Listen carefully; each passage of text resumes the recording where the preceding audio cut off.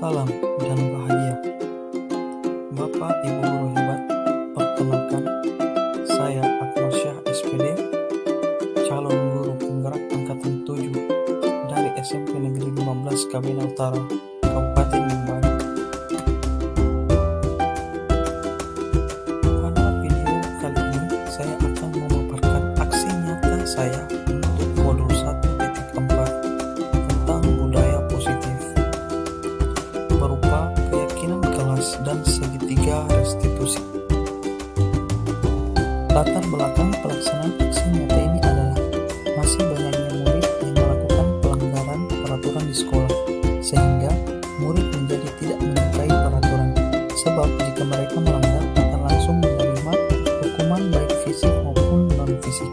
Bahkan hukuman yang diberikan terkadang membuat murid menjadi malu atau merasa tidak nyaman. Tujuan pelaksanaan aksi nyata ini adalah yang pertama, menumbuhkan disiplin positif pada diri murid berdasarkan keyakinan kelas serta kesepakatan kelas. 2. Mewujudkan budaya positif pada ekosistem sekolah berdasarkan profil pelajar Pancasila melalui pembimbingan dan pendampingan serta segitiga restitusi. Adapun indikator keterlaksanaan aksi nyata ini yang pertama, adanya keyakinan kelas yang dibuat berdasarkan kesepakatan kelas antara wali kelas dan murid. 2. Murid mampu menerapkan keyakinan kelas yang telah dibuat. Dan yang ketiga, mulai diterapkannya segitiga restitusi dalam mendampingi murid. Rancangan tindakan pada aksi nyata ini adalah yang pertama, berkoordinasi dengan kepala sekolah selaku pimpinan di sekolah. Kedua, mendiseminasikan pemahaman tentang budaya positif kepada rekan guru.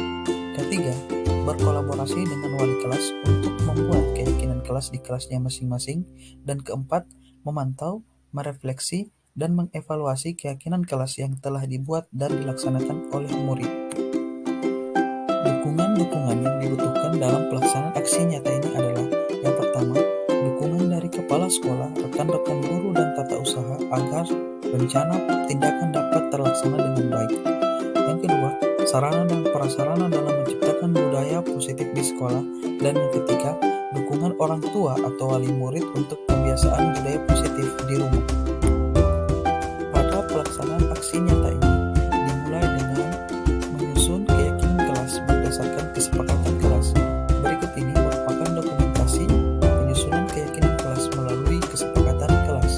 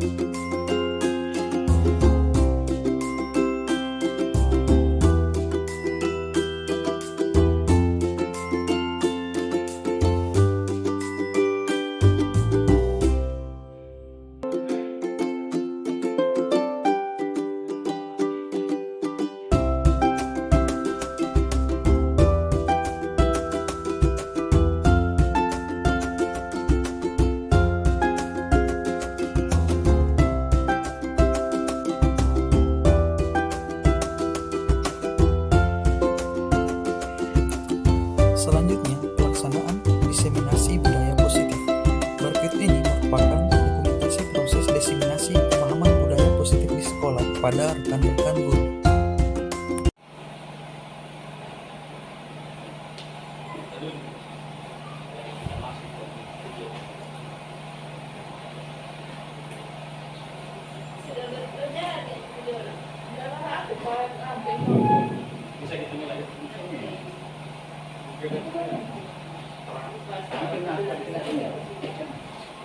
Oke, bismillahirrahmanirrahim. Assalamualaikum warahmatullahi wabarakatuh. Yang terhormat Bapak Kepala Sekolah, Wakil Kepala Sekolah, yang terhormat Bapak Ibu, rekan-rekan tata usaha yang sama-sama berbahagia pada hari ini. Sebelumnya yang ingin kami sampaikan, permohonan maaf terlebih dahulu karena sedikit mengambil waktu terkait dengan kegiatan pembelajaran kita.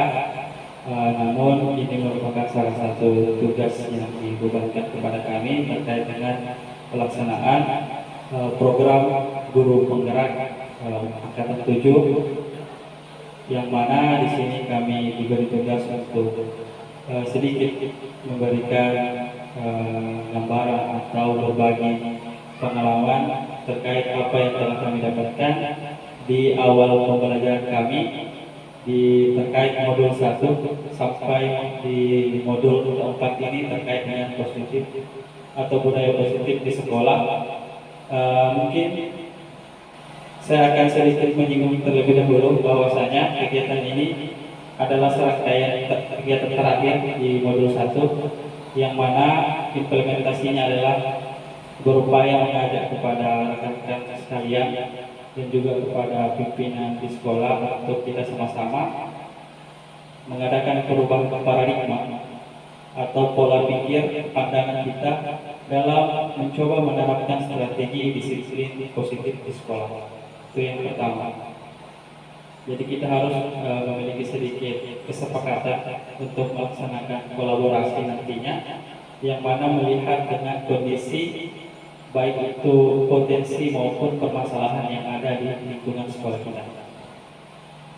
Baik, untuk mengefisiensikan waktu, mungkin saya sedikit berikan pengantar bahwa kami menyadari pada Bapak Ibu, terutama rekan Bapak Ibu guru yang sudah tentunya bertahun-tahun mengajar di sekolah, dalam mendampingi peserta didik murid-murid kita itu menyadari bahwa dalam perkembangan di dunia pendidikan sekarang, budaya positif di sekolah itu sudah mulai bergeser, dan kita percaya bahwa kehidupan budaya positif, keadaan di sekolah yang sebenarnya sangat penting untuk menentukan perkembangan anak-anak yang ada di sekolah kita, baik perkembangan karakter, bagaimana kita bisa menguatkannya, di mana lagi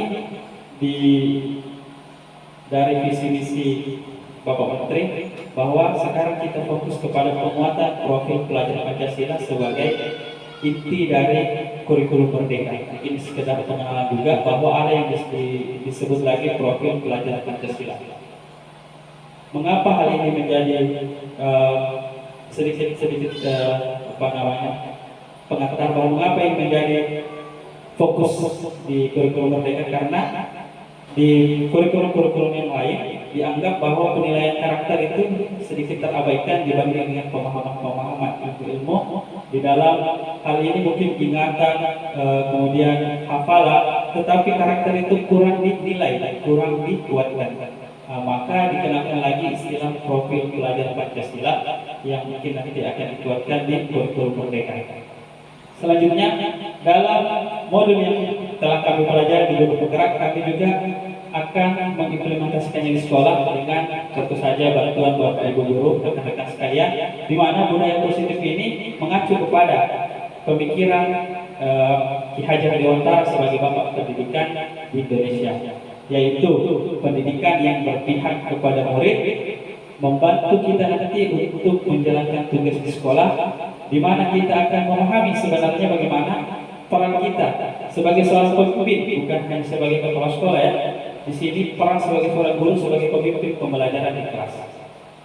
Jadi peran sebagai seorang guru adalah pemimpin pembelajaran di kelas, yang mana nanti di sini kita bisa menggerakkan dan memotivasi warga sekolah yaitu siswa, dan juga memiliki keyakinan dan menerapkan visi misi nilai-nilai kebajikan yang kita sepakati bersama. Yang nantinya setelah kita sudah berupaya menerapkan sedikit demi sedikit, kita tentu berharap ini bisa menjadi budaya positif yang berpihak kepada siswa. Karena kalau istilahnya kita menerapkan suatu kebaikan, semoga dia bisa menjadi suatu kebudayaan di sekolah. Kalau sudah menjadi suatu budaya, lingkungan yang baik dan mendukung, kita harap siswa juga bisa melakukan kegiatan pembelajaran, tidak hanya pembelajaran ilmu pengetahuan, tapi juga pembelajaran karakter. Baik, saya sedikit menyinggung tentang filosofi pendidikan Ki Hajar Dewantara, yang mana sebenarnya banyak sekali filosofi atau pemikiran-pemikiran berlian beliau, namun saya hanya menitik beratkan pada 3. Yang pertama itu bahwa menurut beliau adalah pendidikan merupakan persemaian benih-benih kebudayaan yang menghasilkan budi pekerti. Jadi pendidikan sebenarnya adalah menghasilkan budi pekerti, di mana di situ harus ada olah cipta, olah rasa, olah raga, dan juga olah karsa. Inilah yang harus kita tanamkan kepada murid atau siswa-siswa kita. Kemudian, di mana tujuan pendidikan yang ingin dicapai adalah menuntut segala kodrat yang ada pada anak-anak kita agar mereka dapat mencapai keselamatan dan kebahagiaan yang setinggi-tingginya, baik sebagai manusia maupun sebagai anggota masyarakat. Jadi, tujuan pendidikan sebenarnya menurut Ki Hajar Dewantara adalah keselamatan dan kebahagiaan. Apapun yang mereka dapatkan di lingkungan sekolah, di pembelajaran-pembelajaran di sekolah adalah untuk memperoleh keselamatan dan kebahagiaan di hidupnya, baik sebagai individu maupun sebagai anggota masyarakat nantinya. Selanjutnya, menurut Ki Hajar Dewantara, makna sebagai seorang guru ada 3. Yang pertama itu inkarso sum tulodo, atau di depan memberikan teladan. Kemudian yang kedua, ingmadya manukarsa, atau di tengah kita memberikan semangat. Kemudian yang terakhir yang sering kita dengar mungkin tuturi handayani, yaitu dari belakang kita memberikan dorongan. Jadi inilah makna sebagai seorang guru sebenarnya. Baik, kalau seperti ini mungkin hanya sekedar mengingatkan. Sekarang saya akan masuk ke inti dari budaya positif. Yang pertama itu bagaimana kita mengenal yang namanya makna disiplin itu sendiri serta nilai kebajikan universal. Di sini yang pertama kita harus mengenal, yang pertama itu teori kontrol atau kontrol teori, yang mana sebenarnya kita harus memahami bahwa kontrol terhadap seseorang atau diri sendiri itu sebenarnya terkait dengan kemampuan kita mengatur diri. Tidak ada satu orang pun yang bisa mengontrol orang lain. Makanya ada istilah teori kontrol untuk memperlihatkan bahwa semua itu adalah ilusi. Yang pertama, ilusi bahwa guru mengontrol murid. Kemudian yang kedua, ilusi bahwa semua penguatan positif itu efektif dan bermanfaat. Kemudian yang ketiga, ilusi bahwa kritik dan juga membuat rasa bersalah dapat menguatkan karakter siswa. Kemudian yang terakhir, ilusi bahwa orang dewasa memiliki hak untuk memaksa. Inilah yang mungkin masih sering banyak kita rasakan atau kita terapkan di lingkungan sekolah. Padahal kalau menurut teori kontrol, setiap manusia itu hanya mengontrol dirinya sendiri, tidak dapat dikontrol oleh orang lain. Jadi itu yang perlu kita pahami mungkin bersama. Jangan sampai kita berpikir kita bisa mengarahkan semau kita kepada siswa kita. Itulah yang akan kita geser paradigma berpikirnya. Mengapa begitu? Karena disinilah kita akan melihat makna disiplin itu sendiri. Menurut Ki Hajar Dewantara, makna disiplin itu lebih dalam dibanding pemahaman kita sendiri selama ini, bahwa kalau disiplin itu harus taat peraturan. Kalau disiplin tidak melakukan sesuatu sesuai peraturan akan dihukum. Padahal makna disiplin adalah membangun kesadaran diri, yaitu motivasi intrinsik untuk bertindak atau berbuat berdasarkan keyakinan atau nilai yang bernilai atau kita anggap itu benar. Itulah disiplin sebenarnya. Kemauan dari diri sendiri dulu. Seperti yang sudah dikemukakan oleh Ki Hajar Dewantara, yaitu di mana ada kemerdekaan, di situ ada disiplin yang kuat. Sesungguhnya pun disiplin itu bersifat self-disiplin, yaitu kita sendiri yang mewajibkan kita dengan sekeras-kerasnya, tetapi itu sama saja, sebab jika tidak Maksudnya ini, jika kita tidak dapat menguatkan diri kita sendiri dari dalam, maka biasanya ada faktor dari luar. Misalnya ini penguasa, mereka menciptakan aturan sama diri kita di sekolah. Mungkin selama ini kita mengabaikan bagaimana siswa berupaya memahami dirinya dan menguatkan dari dalam. Kita hanya berupaya memaksa siswa memahami dan mematuhi peraturan yang kita buat. Nah, sekarang kita lihat nilai kebajikan universal. Di mana nilai kebajikan adalah sifat-sifat positif manusia yang merupakan tujuan mulia yang ingin dicapai setiap individu. Jadi setiap individu mungkin berbeda. Nilai-nilai kebajikan yang dianggap benar, seperti yang dikemukakan oleh Dr. William Glasser berdasarkan teori kontrol tadi, bahwa setiap perbuatan pasti memiliki tujuan, dan tujuan itu tergantung dengan apa yang mereka yakini. Kemudian menurut Ian Johnson, bahwa dengan mengaitkan nilai kebajikan yang diyakini seseorang, maka motivasi intrinsiknya akan terbangun. Itulah yang kita harapkan, sehingga dapat menggerakkan motivasi dari dalam untuk mendapatkan atau mencapai tujuan mulia. Berdasarkan apa yang ada di dalam kurikulum Merdeka, saya sedikit memberi gambaran apa nilai karakter yang ingin dicapai siswa kita sekarang. Di sini dikenalkan istilah nilai profil pelajar Pancasila yang berdasarkan Pancasila sebagai dasar negara. Yang pertama itu beriman, bertakwa kepada Tuhan Yang Maha Esa, dan berakhlak mulia. Inilah yang akan kita kuatkan kepada anak-anak kita. Kemudian yang kedua, sifat mandiri atau karakter mandiri, berpendapat kritis, berkebinekaan global, bergotong royong, dan kreatif. Mungkin secara kasat mata atau secara poin-poin ini bisa mungkin dipahami oleh Bapak Ibu Guru. Namun di dalam implementasinya ada beberapa dimensi yang nantinya boleh Bapak Ibu mencari sendiri dimensi-dimensi apa saja yang terkait dengan nilai-nilai profil pelajaran Pancasila ini. Baik, selanjutnya terkait dengan teori motivasi, di mana di sini berkaitan dengan motivasi, hukuman, penghargaan, dan restitusi. Yang mana sebenarnya kalau di lingkungan sekolah kita biasanya mengenal kalau tidak hukuman yang penghargaan. Di sini dikenalkan lagi istilah restitusi. Ini yang mungkin baru yang akan coba kita sama-sama pahami dan bisa kita terapkan di sekolah.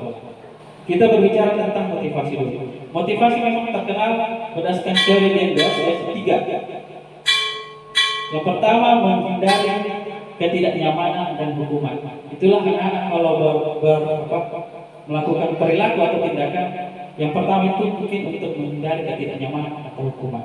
Yang kedua, untuk mendapatkan imbalan atau penghargaan. Namun kedua ini adalah motivasi eksternal, itu dari luar. Tidak inilah yang kita cari. Kan selama ini mungkin inilah yang kita selalu ingin terapkan di sekolah. Kalau tidak kita hukum, ya kita berikan imbalan.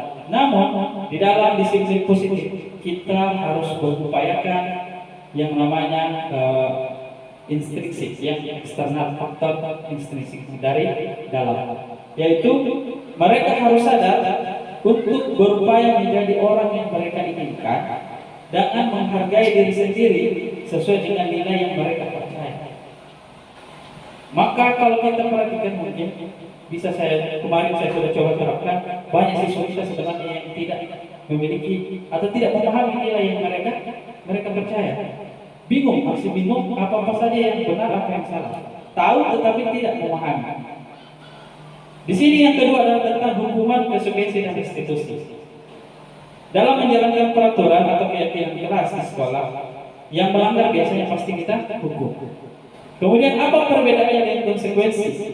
Sedangkan konsekuensi itu adalah sesuatu yang sudah kita sepakati bersama. Ya, jadi ada perbedaan antara hukuman dan konsekuensi. Kalau kita mungkin kasih sedikit gambaran kepada Bapak Ibu untuk sedikit memahami perbedaan antara hukuman dan konsekuensi, misalnya seperti ini. Jika di dalam suatu pembelajaran ada siswa yang tidak mengerjakan tugas, kalau hukuman biasanya kita memberikan suatu tindakan, misalnya kita berikan dia hukuman berdiri di depan kelas, atau kita berikan dia cubitan sedikit. Itu adalah hukuman. Sedangkan konsekuensi berbeda dengan hukuman. Kalau konsekuensi adalah sesuatu yang sudah kita sepakati di awal. Kalau tidak mengerjakan tugas satu atau dua kali, maka konsekuensinya adalah misalnya menulis tugas dua kali atau membuat catatan di buku, saya tidak akan mengulangi lagi sebanyak 100 kali. Itulah konsekuensi. Yang ketiga yang akan coba dikenalkan adalah metode yang disebut dengan restitusi. Apa itu restitusi? Itu proses menciptakan kondisi bagi murid untuk memperbaiki kesalahan mereka sendiri sehingga bisa kembali kepada kelompok dengan karakter yang lebih kuat. Maksudnya begini, kita upayakan supaya mereka menyadari apa sebenarnya nilai atau keyakinan mereka tentang tindakan. Kalau dia sudah punya nilai itu dulu, kita tinggal tanya kenapa dia melakukan seperti itu dan dikuatkan lagi dengan dukungan dari guru atau lingkungan. Itulah restitusi sebenarnya. Jadi kita tidak lagi mengharapkan hukuman atau konsekuensi, bahkan juga kita tidak mengharapkan imbalan supaya mereka bisa bergerak, tetapi adanya kesadaran dari diri siswa itu sendiri. Kemudian terkait dengan hal itu, maka Bapak Ibu guru bisa melihat di sini ada beberapa yang harus dipahami bahwa posisi guru di dalam kelas atau di sekolah ada 5. Yang pertama sebagai penghukum. Jadi ini posisi kontrol yang biasa memang ada di sekolah ya. Posisi penghukum, kedua pembuat merasa bersalah, kemudian ketiga sebagai teman, keempat sebagai pemantau, dan yang terakhir sebagai manajer. Dari kelima posisi ini, pada guru penggerak diupayakan kita minimal ada di posisi teman sampai manajer. Kenapa? Karena posisi tersebut bisa menguatkan karakter siswa. Misal kalau sebagai penghukum, kalau siswa ada yang salah, maka kita berikan hukuman langsung pada saat itu, biar tidak sesuai dengan peraturan sekolah, biasanya kita berikan hukuman. Sedangkan pembuat rasa bersalah bisa disampaikan dengan kalimat biasanya, saya kecewa, kenapa kamu melanggar peraturan padahal sudah disepakati, biasanya seperti itu. Sedangkan sebagai teman, ini kita agak membuat pendekatan yang lebih kepada siswa itu sendiri. Misalnya kalau membuat pelanggaran, kita sampaikan, lain kali jangan lagi seperti itu ya, sambil kita mungkin senyum-senyum, ketawa-ketawa. Tetapi kalau posisi pemantau adalah guru yang berupaya untuk menerapkan peraturan. Apapun pelanggaran siswa ya, bergerak sesuai dengan aturan yang ada, itulah pemantau. Tapi posisi yang paling baik adalah manajer. Kenapa dikatakan manajer adalah posisi yang baik? Di mana kita berupaya untuk mengupayakan apa yang dibutuhkan oleh siswa. Jadi kita mengupayakan apa yang dibutuhkan oleh siswa dan berupaya untuk membantu dia menuju kepada apa yang mereka percaya atau yakini sesuai dengan tadi ya. Inilah posisi yang diharapkan di dalam suatu sekolah yang bisa menerapkan budaya positif. Kemudian yang kedua tentang kebutuhan dasar manusia. Jadi setiap tindakan yang dilakukan siswa sebenarnya pasti memiliki tujuan. Tujuannya apa? Terkait dengan kebutuhan dasar. Yang pertama bertahan hidup, kemudian kedua kekuasaan, ketiga kasih sayang dan perasaan diterima, yang keempat kebebasan, dan yang terakhir adalah kesenangan. Bagaimana kita bisa memahami setiap apapun yang dilakukan oleh siswa, baik untuk pelanggaran ataupun kesalahan-kesalahan, pasti terkait dengan ini. Kemampuan guru untuk bisa memahami hal tersebut, apa sebenarnya yang ingin mereka penuhi sehingga dia melanggar. Nah, dari situ nanti kita bisa mengupayakan sebagai posisi manajer tadi, kita arahkan dia supaya misalnya ada kekeliruan, bagaimana dia mengganti suatu tindakan yang salah itu menjadi tindakan yang lebih benar. Yang penting sebenarnya adalah di sekolah kita ini banyak sekali yang belum coba kita dekatkan kepada diri siswa tentang keyakinan yang harus mereka miliki. Maka di penghujung ini kita akan melihat yang namanya keyakinan kelas. Dari inti dari kegiatan hari ini saya ingin mengajak kepada rekan-rekan sekalian, kita berupaya untuk baik itu kepada wali kelas maupun kepada rekan-rekan guru dalam pembelajaran nantinya, diupayakan kita membuat keyakinan kelas yang lebih jelas kepada siswa kita. Jadi di setiap pembelajaran, misalnya di awal semester atau di awal ajaran baru, kita bisa membuat yang namanya keyakinan kelas. Di mana makna keyakinan kelas itu sebenarnya berbeda dengan peraturan yang sangat rinci mengatur kalau pelanggaran inilah hukumannya, pelanggaran sekian hukumannya ini. Sedangkan kalau keyakinan di kelas itu bersifat abstrak dan merupakan pernyataan-pernyataan dari nilai universal yang disepakati. Jadi apa yang kita anggap benar kita tuliskan, kemudian berupaya kita sepakati untuk dicoba diterapkan. Tidak perlu kita sampaikan bahwa ini hukumannya, tapi kita berupaya meyakinkan mereka, coba kalau kalian meyakini suatu nilai, coba diterapkan di dalam hidupnya. Yang kedua adalah bagaimana membuatnya. Di sini ada tahapan. Yang pertama itu mempersilahkan warga sekolah atau murid-murid di sekolah atau di kelas untuk mencurahkan pendapat mereka tentang peraturan yang perlu disepakati di sekolah atau di kelas. Apa saja sebenarnya yang mereka butuhkan di dalam lingkungan kelas ataupun di lingkungan sekolah sebagai seorang siswa. Apa saja yang mereka inginkan optimal untuk membantu mereka dalam belajar. Jadi setiap siswa itu diberikan kebebasan untuk berpendapat apa yang mereka inginkan.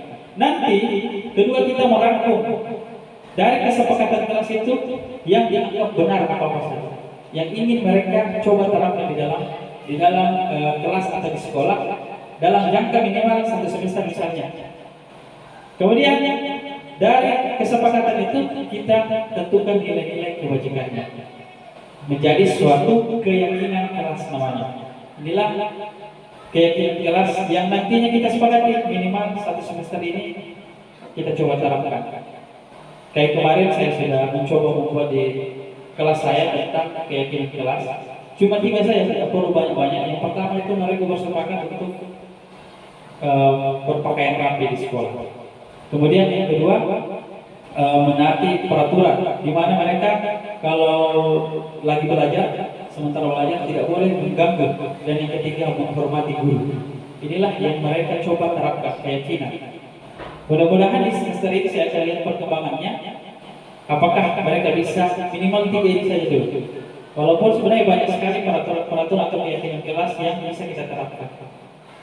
Nah, jadi nantinya setelah kita sudah membuat kesepakatan keyakinan, bisa juga kita menuangkan hal tersebut dalam suatu daftar atau bisa dalam bentuk poster sesuai dengan kreativitas siswa yang nanti kita tempel di kelas. Ini juga berlaku untuk sekolah sebenarnya.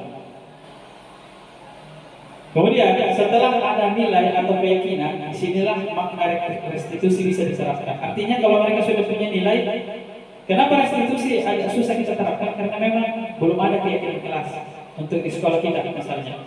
Tapi kalau sudah kita punya keyakinan kelas, sudah ada kesepakatan, maka restitusi bisa berjalan, terutama kepada wali kelas dan juga kepada guru BK untuk berupaya merestitusi siswa. Jadi restitusi bukan kita menghukum atau memberikan imbalan, tetapi bagaimana menciptakan kondisi bagi murid atau siswa memperbaiki kesalahan mereka, tapi dengan kesadaran sendiri, dengan mengembalikan kepada nilai yang mereka anggap benar, kembalikan kepada kesepakatan mereka.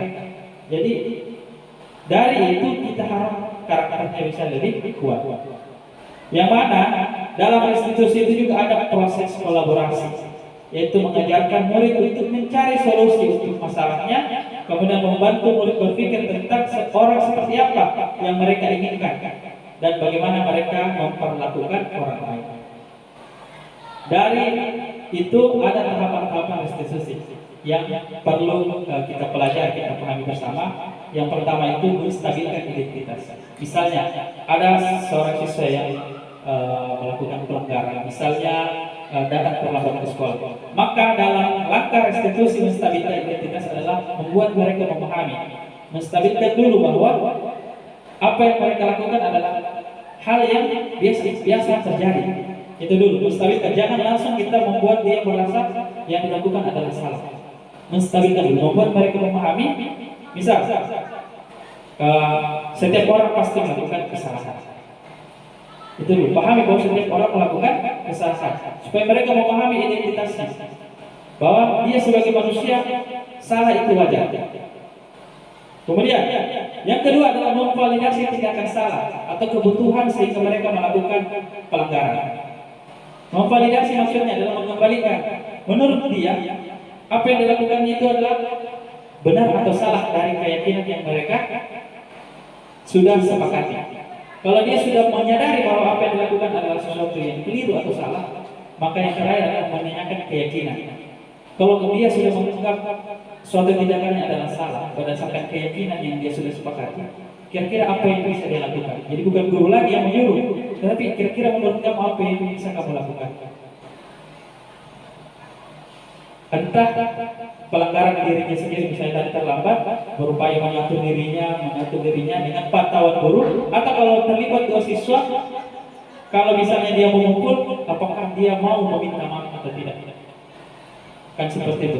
Jadi inilah yang coba nanti kita akan sama-sama upayakan di dalam lingkungan sekolah kita. Mungkin itu saja terkait dengan apa yang bisa saya sedikit bagi di waktu yang singkat ini. Banyak sekali kekurangan yang kami miliki, namun kepada Bapak Ibu tentu saja bantuan dan juga motivasi serta masukan kami sangat butuhkan. Kami memahami kondisi di setiap sekolah itu berbeda. Apapun ilmu yang kami dapat tergantung kondisi yang ada di lapangan. Jadi yang paling utama sebenarnya adalah bagaimana kita satu persepsi dulu. Satu persepsi dalam hal bagaimana menciptakan kondisi yang optimal, karena kita sama-sama merasakan bahwa di lingkungan sekolah kita ini budaya positif masih jauh dari kata cukup. Ya. Jadi kita sama-sama memahami budaya positif masih belum terlaksana dengan baik di sekolah. Namun dengan kerjasama yang baik, mudah-mudahan kita bisa menciptakan kondisi sekolah yang betul-betul bisa menunjang atau dapat berguna bagi siswa kita, menciptakan kondisi sebagaimana pemikiran Ki Hajar Dewantara bahwa disinilah kita bisa menumbuhkan benih-benih kebudayaan kita, di mana pembelajaran yang berpihak kepada siswa supaya mereka bisa terbekali bukan hanya ilmu pengetahuan, tapi juga penguatan karakter. Saya kira itu saja yang bisa saya sampaikan di waktu ini. Lebih dan kurangnya mohon dimaafkan. Sekali lagi terima kasih untuk Bapak Ibu sekalian atas waktunya. Wabillahi taufiq wal hidayah. Wassalamualaikum warahmatullahi wabarakatuh.